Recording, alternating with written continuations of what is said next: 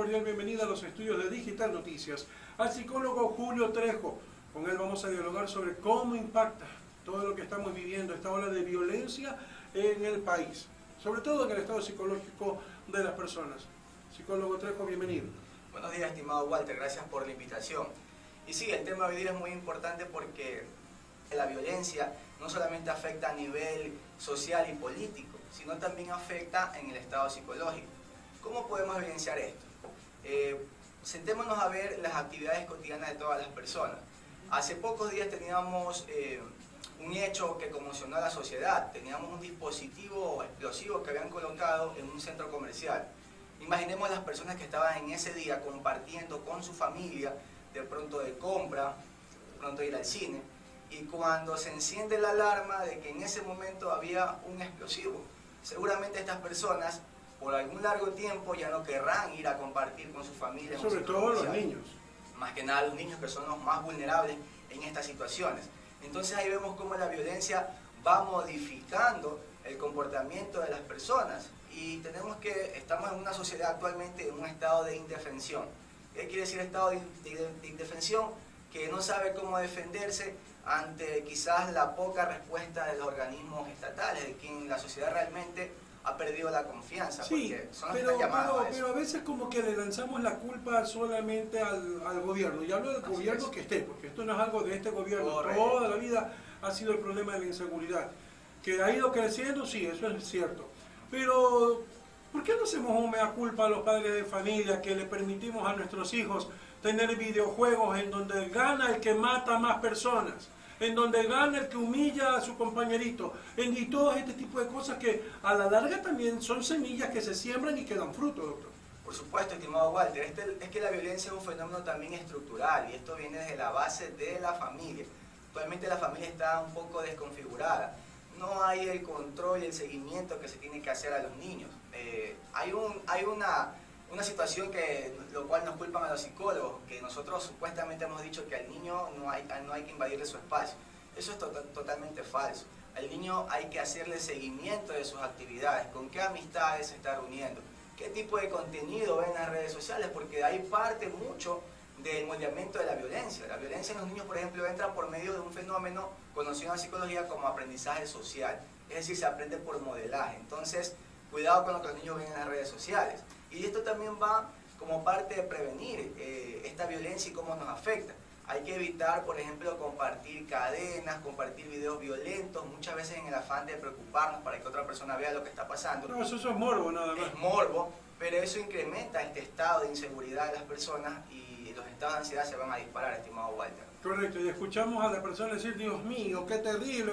No lo comparta, así de fácil, no lo comparta. Así es. Ahora, y también es el hecho de cómo cuidar de los chicos, en el sentido de que también se dice que no hay que corregirlos porque los vamos a traumar. Oiga, usted y yo crecimos en una época en que nuestros padres nos corregían bastante y de traumados no tenemos nada.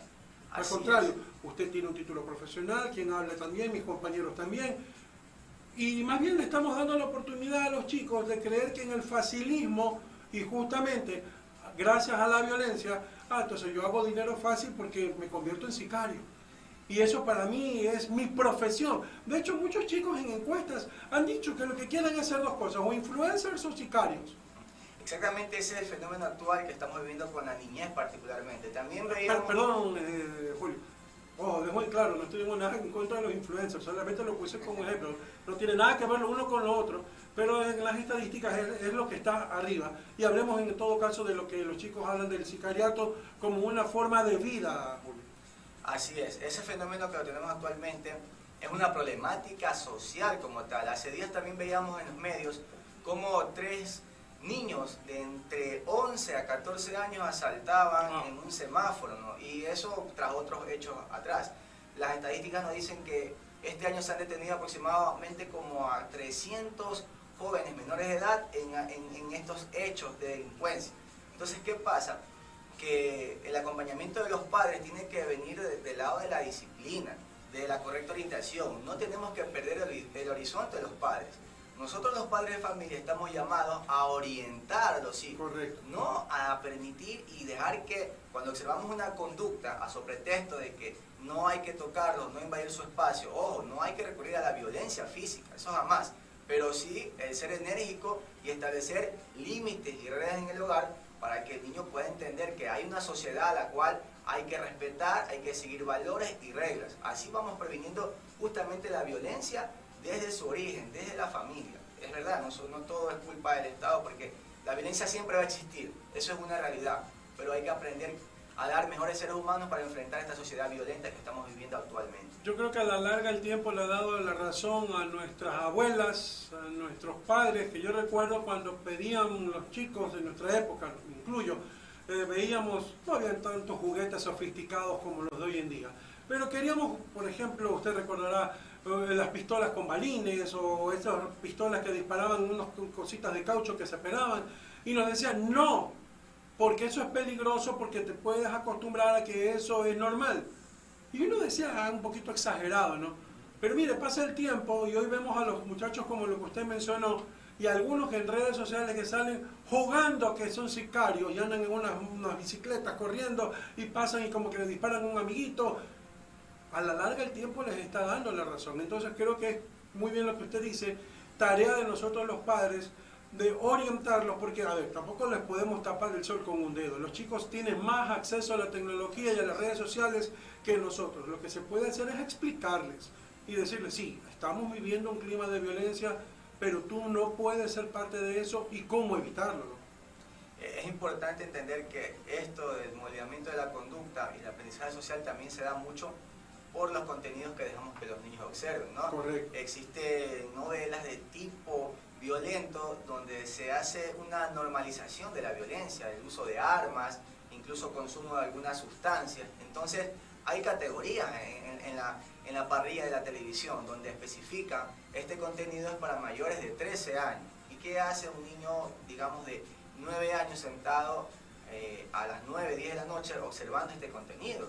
Y sobre todo, no solamente el contenido, el horario también. Por supuesto, el horario. Entonces hay cosas que los padres debemos corregir desde casa. Porque hay un fenómeno particular con la violencia. Si es verdad estamos en estado de indefensión, pero la violencia a su vez puede generar mayores niveles de agresividad en la sociedad. ¿Por qué? Porque se empieza a normalizar la violencia. Ya vemos como un acto común, por ejemplo, el sicariato. El sicariato ya no es un instrumento, según los especialistas en seguridad, que usa la delincuencia organizada, sino también incluso un instrumento para las personas comunes cuando dicen, bueno, esta persona me cae mal, quizás pueda contratar a alguien a sueldo para que haga ese trabajo. Entonces, vemos cómo ese impacto de la violencia que observamos, incluso hasta en las cárceles, también afecta a la sociedad.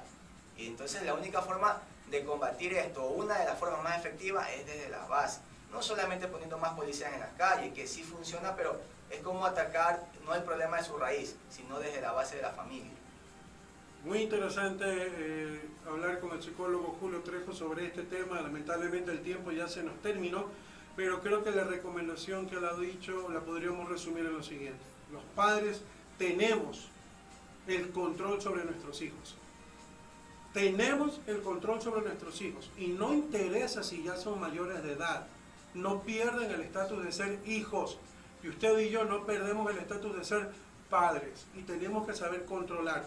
Aprovechen, en el caso de los que tienen hijos menores de edad, que ahí las plataformas estas, los streaming, también les permite poner una clave que le impida al chico acceder a programación como la que el psicólogo acaba de mencionar. Gracias a Julio Trejo por estar con nosotros y bueno, pues será bienvenido siempre aquí a los estudios de Digital Noticias. Muchas gracias y siempre presto para invitar y hablar de estos temas interesantes que le competen a toda la sociedad. Excelente, que así sea.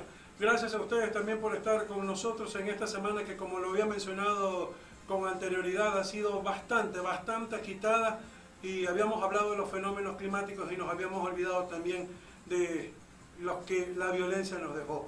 Atentados contra algunos colegas periodistas, atentados que se dieron en las calles y bueno, esperemos que la próxima sea una semana muchísimo mejor.